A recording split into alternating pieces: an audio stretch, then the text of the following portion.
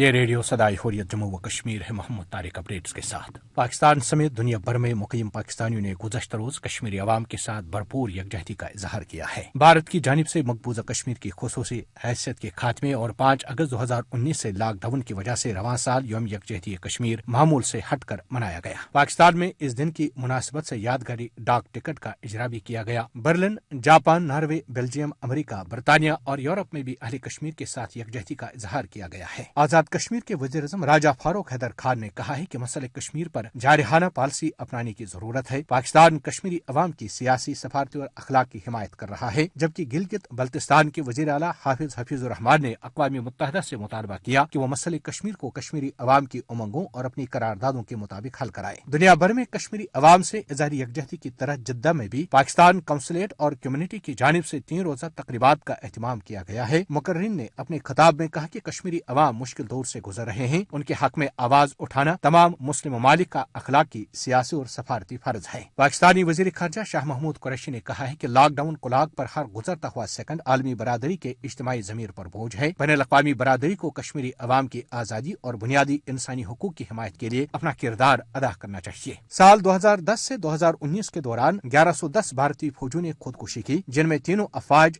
بحری اور فضائی کے اہلکار شامل ہیں۔ بھارتی وزارت دفاع کا کہنا ہے کہ اس کی بڑی وجہ بھارتی فوج میں تناؤ ہے۔ اپڈیٹس ختم ہوئے۔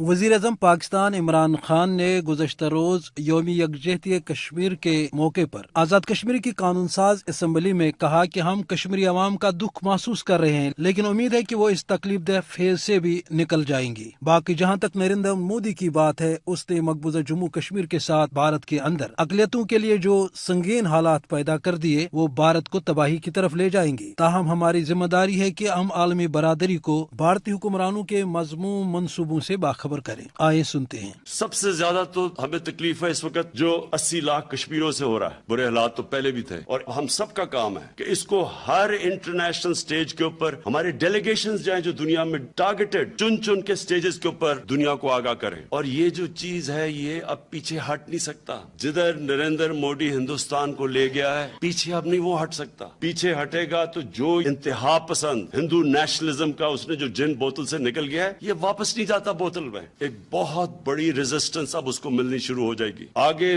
مسلمان نہیں، صرف پڑھے لکھے لوگ، وہاں سکھ، کرسچنز، ان کو سب کو پتا ہے کہ جو یہ نیشنلزم یہ ساروں کو متاثر کرے گی، مائنورٹیز کو، باقی جتنے بھی ہیں سب مائنورٹیز، دالت نیچے جو لوور کاسٹ ہے ان کے لیے مشکل پڑے گی۔ ہمارا کام ہے اب ہم اس کو دنیا کو آگاہ کریں۔ تو میں اپنی طرف سے آپ کو کمٹمنٹ دیتا ہوں کہ ہر فورم کے اوپر اس کو اور تیزی سے ہم بڑھائیں گے۔